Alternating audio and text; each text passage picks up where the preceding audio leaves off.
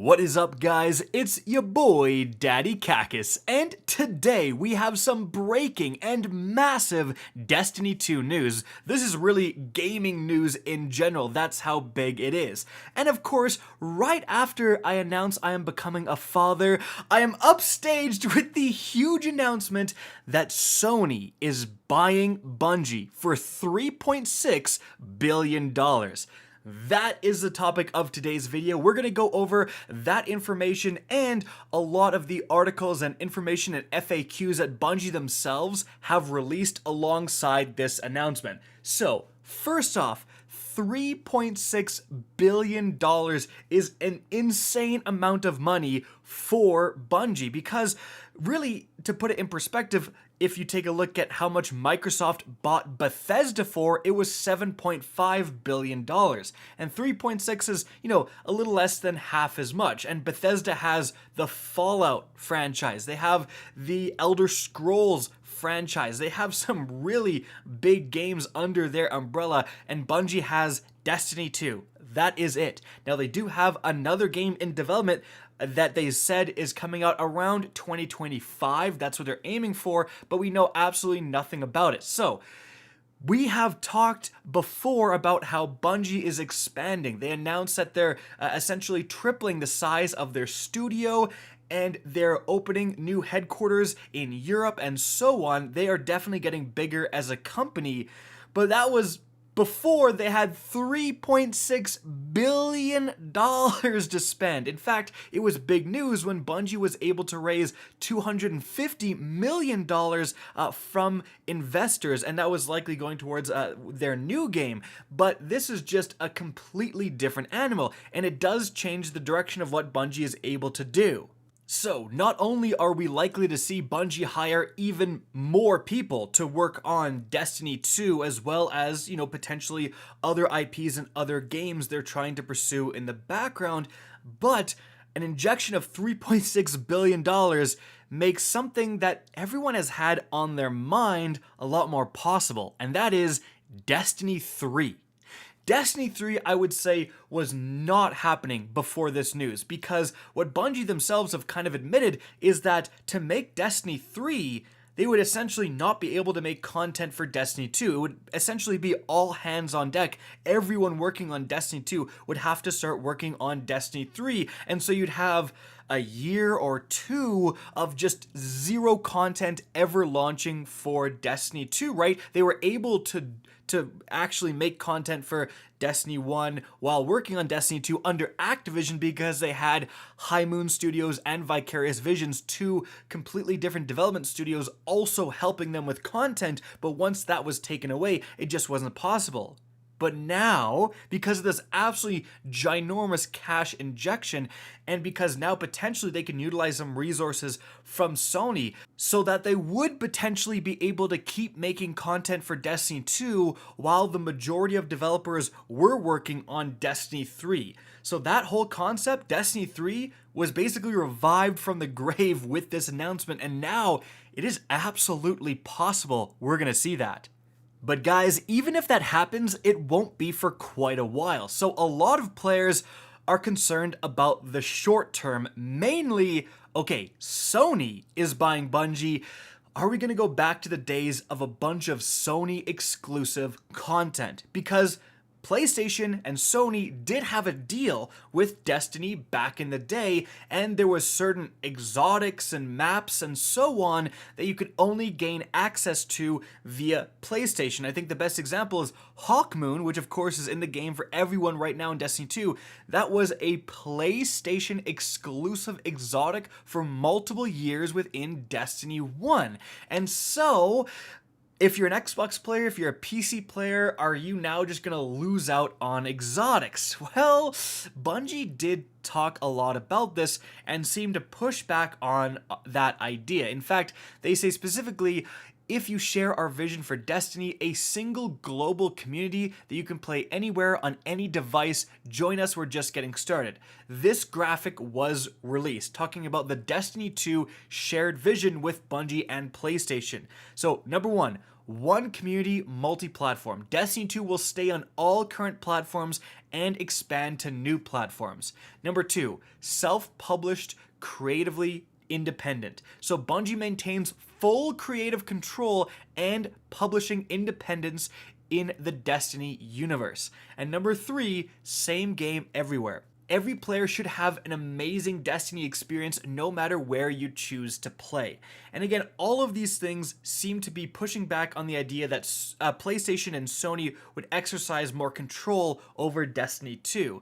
They also have an FAQ here. So, as a Destiny 2 player, does Bungie becoming part of PlayStation have any immediate impact on how I play and experience Destiny 2? They say, nope, like nothing's going to change with the Witch Queen and so on.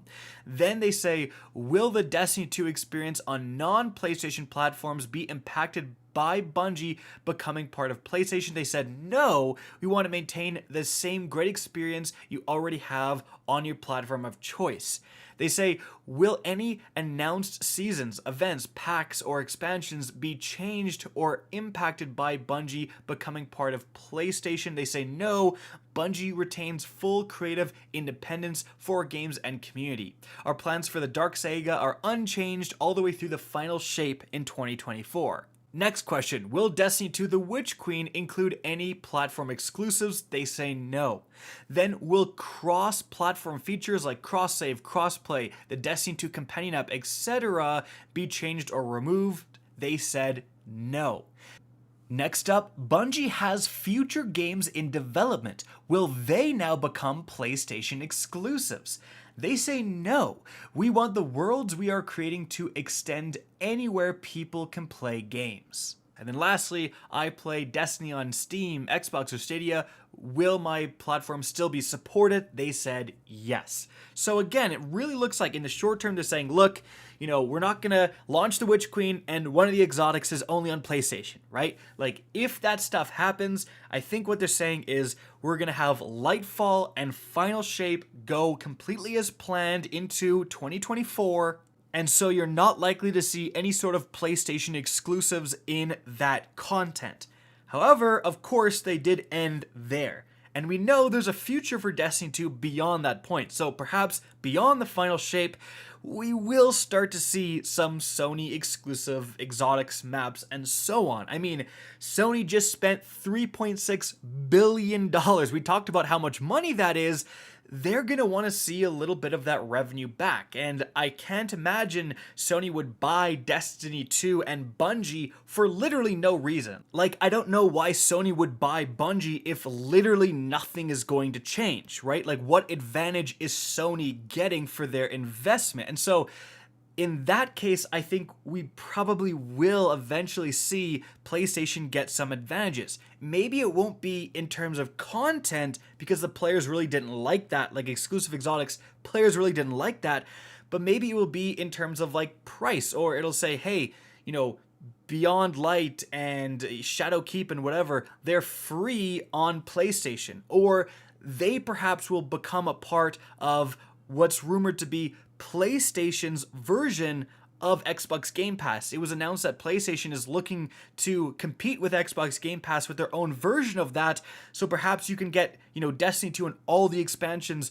on PlayStation's Xbox Game Pass, and that's why they bought Destiny 2, that's why they bought Bungie.